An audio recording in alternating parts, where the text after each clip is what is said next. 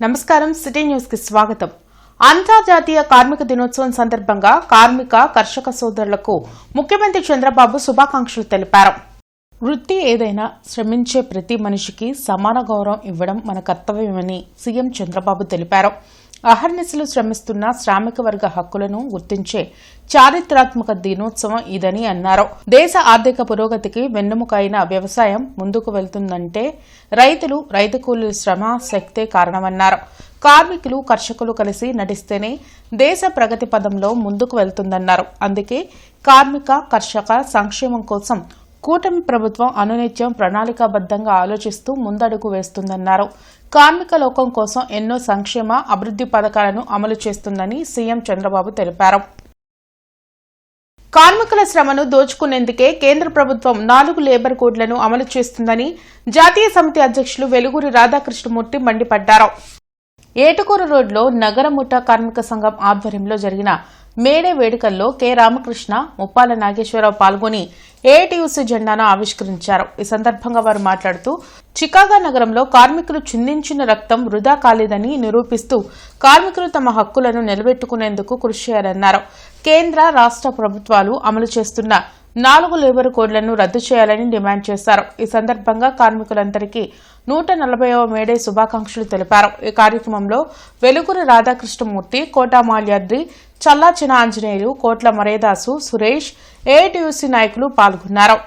ఈ జెండాని ఆవిష్కరించి ఈరోజు ఇక్కడ సివిల్ సప్లైస్ యూనియన్ కార్యకర్తలు ఈరోజు ఈ ఉత్సవాన్ని జరుపుకుంటూ ఉన్నారు.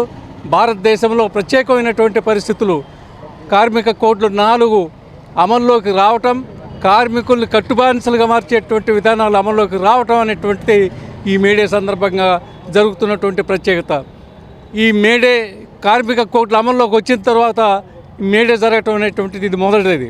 ఈ 4 కార్మిక కోడ్లకు వ్యతిరేకంగా భవిష్యత్తులో పెద్ద ఎత్తున పోరాటాలు నిర్వహించాల్సినటువంటి అవసరం ఉంది. మరి 140 సంవత్సరాల క్రితం మరి ఆ రోజున కార్మిక హక్కుల కోసం మరి చిందిన రక్తంలో ఎత్తిన జెండా మరి ఈరోజు కూడా రెపరెపలాడుతూ ఉంది. ఏదైతే ఆ రోజు సాధించుకున్నటువంటి ఆ పోరాటాల ఫలితంగా 8 గంటల పనిదినాన్ని సాధించుకుంటే ఈరోజు కేంద్రంలో అధికారులు వచ్చిన మోడీ గారు 8ని 12 చేసి మరి బాగా కార్మికులను ఉద్ధరిస్తామని చెప్తా ఉన్నారు. ఏదైతే 29 మరి చట్టాలు ఏదైతే పోరాడి సాధించుకున్నామో అవన్నీ కూడా మరి రద్దు చేసి 4 కోడులు తీసుకొచ్చి పోయిన నెల 1వ తారీఖు నుంచి కోడులు కూడా అమలు చేయడానికి కూడా ముందుకు వచ్చిన పద్ధతి చూస్తూ ఉన్నాం. దీన్ని బట్టి సివిల్ సప్లై హమాలీస్కి ముందు మెయిన్గా పని భద్రత లేదు. ఎక్కడ గోడాం ఎత్తేసినా కానీ పని భద్రత కల్పించాలని ప్రభుత్వాన్ని కోరుచున్నాం.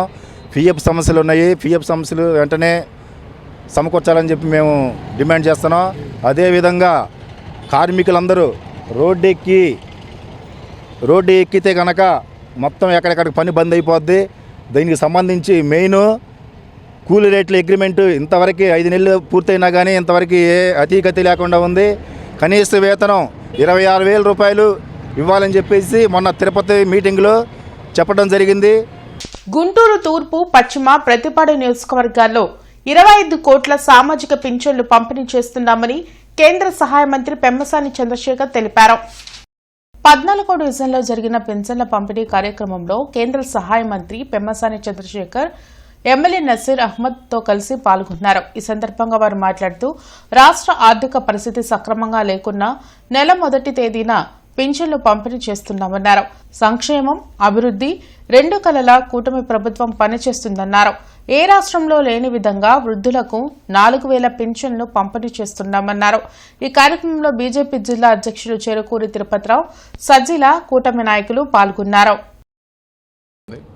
అంటే దాదాపు 100% డిఫరెన్స్ తోటి ఇస్తున్నటువంటి ఏకైక రాష్ట్రం. దివ్యాంగులకి ఆల్మోస్ట్ 6,000, పూర్తిగా బెడ్ రిడన్ అయితే 15,000 రూపాయలు. సో ఈ విధంగా అవసరమైన వాళ్ళందరికీ సంక్షేమిస్తూ ఉన్నారు. అదేవిధంగా ఒక 86 మందికి కొత్త పెన్షన్లు కూడా ఈ రోజున ఈ 1వ తారీఖున శాంక్షన్ అయినాయి. ఒక గుంటూరు ఈస్ట్ తీసుకుంటే 25,000, అంటే దాదాపు 10 కోట్ల రూపాయలు, 11 కోట్ల దగ్గరగా.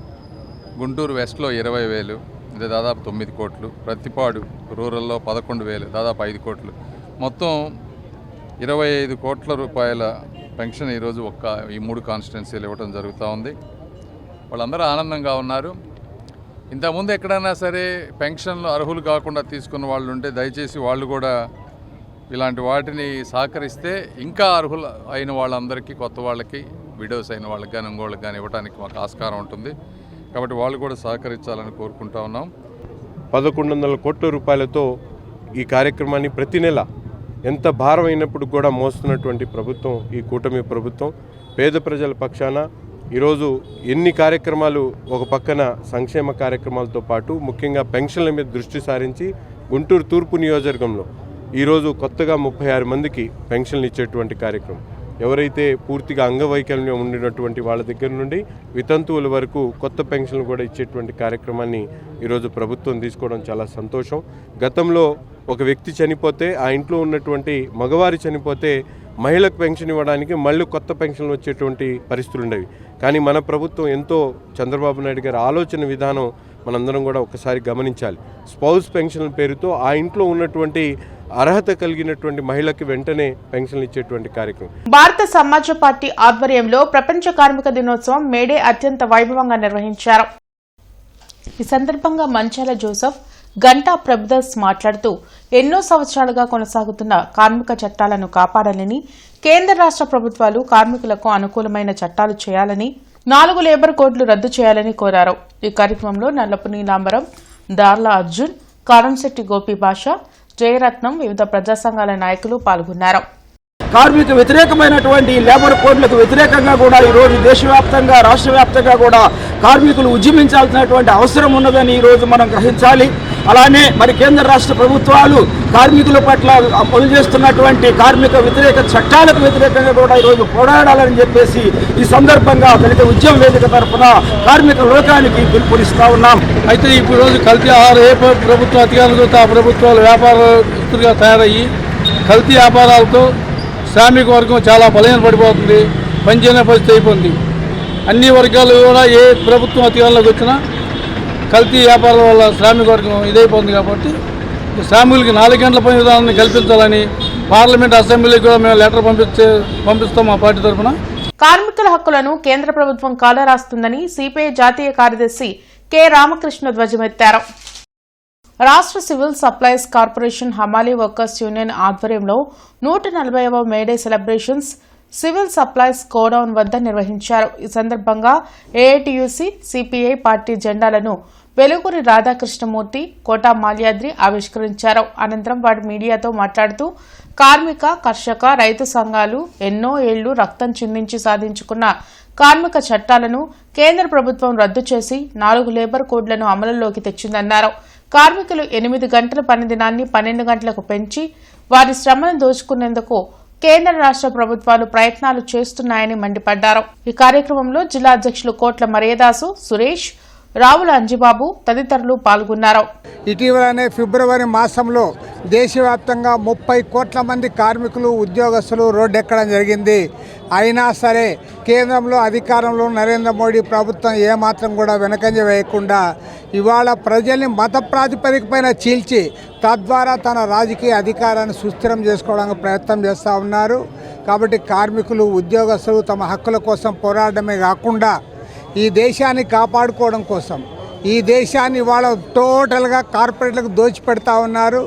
దానికి వ్యతిరేకంగా కూడా పోరాటాలకు సమాయత్తం కావాలి.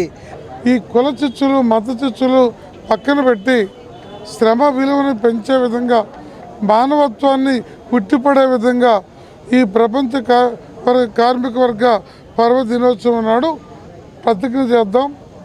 ప్రపంచ కార్మికులారా ఏకం కండి అనే నినాదాన్ని ఐక్యంగా, బలంగా ముందుకు తీసుకెళ్దామని విజ్ఞప్తి చేస్తూ ముగిస్తుంది. గుంటూరులో smile for all dental hospital ప్రారంభోత్సవం ఘనంగా జరిగింది. డాక్టర్ కట్టా అనిల్ కుమార్, డాక్టర్ వైష్ణవి పాల్గొని నూతన హాస్పిటల్ ను ప్రారంభించారు.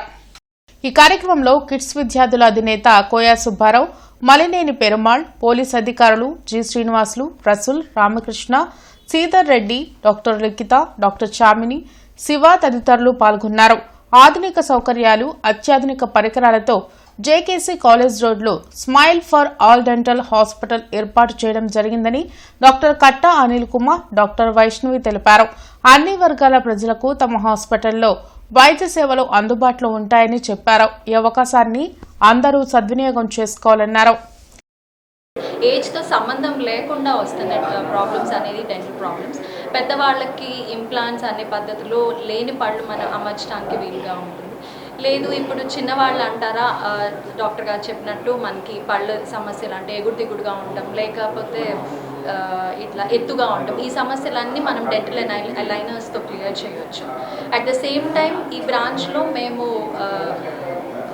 Precision as well as quality dental treatments అందించడానికి మా శాశక్తిగా ప్రయత్నం ఉన్న వాళ్ళకి అలైనర్స్ ద్వారా అత్యాధునిక ట్రీట్మెంట్ మా బ్రాంచ్ నందు అందించడం అవుతుంది.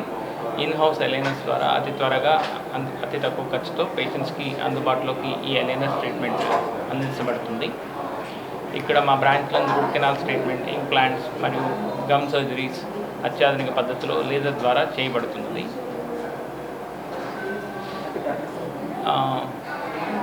మా కొత్త బ్రాంచ్ జేకేసీ కాలేజ్ రోడ్ నందు లెన్స్ కార్డ్ పైన స్మైల్ ఫర్ ఆల్ డెంటల్ పేరుతోటి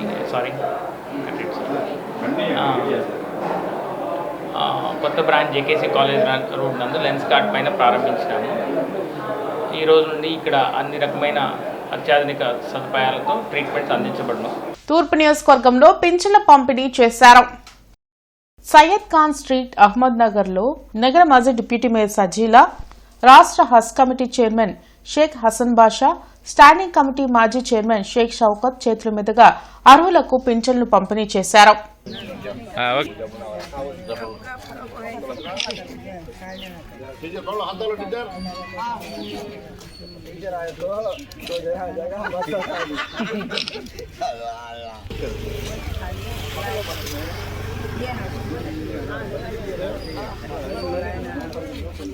ఏపీ ఎస్ఎస్సీ 10th రిజల్ట్స్ లో ఆక్స్ఫర్డ్ స్కూల్ విద్యార్థులు ప్రతిభ కనపరిచారు. First mark 597, second mark 594, third mark 593 మార్కులు సాధించారు. ఇలాంటి అద్భుత ఫలితాలు రావడానికి సహకరించిన టీచర్లకు ధన్యవాదాలు తెలిపారు.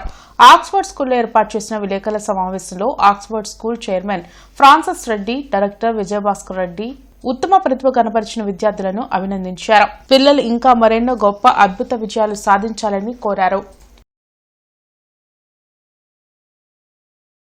And the next mark is 594, followed by 593, 593, 593, 592, 592, and 591, 591, followed by 590.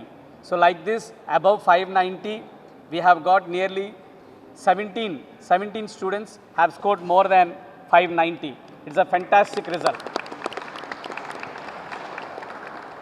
And 580 and above, 74 students have scored 580 plus. So really a fantastic result. 570 and above, 176 students have scored 570 and above. So, and 560 and above, 271 students. 10వ తరగతి ఫలితాల్లో Guntur 1 town కు చెందిన Saint Patrick's high school రాష్ట్రంలో 3వ rank, జిల్లాలో 2వ rank సాధించి ఘన విజయం సాధించింది. ఈ సందర్భంగా స్కూల్ డైరెక్టర్ సాయిబాబు మాట్లాడుతూ స్థానిక లాలాపేటలోని పాఠశాలలో ఏర్పాటు చేసిన సమావేశంలో ఫలితాలపై ఆనందం వ్యక్తం చేశారు. కార్పొరేట్ విద్యాసంస్థలకు ఏమాత్రం తీసిపోకుండా తమ విద్యాసంస్థ అద్భుత ఫలితాలు సాధించిందని తెలిపారు. రాబోయే కాలంలో రాష్ట్రంలో నెంబర్ 1 స్థానాన్ని సాధించడం లక్ష్యంగా ముందుకు సాగుతామని ఆయన విశ్వాసం వ్యక్తం చేశారు. నిన్న విడుదలైనటువంటి 10వ తరగతి ఫలితాలలో సెయింట్ ప్యాట్రిక్స్ విద్యార్థులు విజయభేరి మోగించారు. వీళ్ళు state 3rd rank, district 2nd rank మార్కులైనటువంటి 596 మరియు 594 సాధించడం మాకెంతో గర్వకారణంగా ఉంది. ఈ విజయానికి కారణమైనటువంటి విద్యార్థులకు, వాళ్ళ తల్లిదండ్రులకు మరియు ఉపాధ్యాయులకు ఇవే మా శుభాకాంక్షలు. అడవితక్కలపాడు టిట్కో గృహ సముదాయంలో వృద్ధాప్య, వితంతు, వికలాంగుల పెన్షన్ పంపిణీ చేశారు. ఈ కార్యక్రమంలో ప్రతిపాడు మార్కెటింగ్ చైర్పర్సన్ ఉమా పాల్గొన్నారు. ఇవి ఇప్పటివరకున్న వార్తా వివరాలు. మరికొన్ని వార్తా విశేషాలతో మళ్ళీ కలుద్దాం. అంతవరకు సెలవు. నమస్కారం.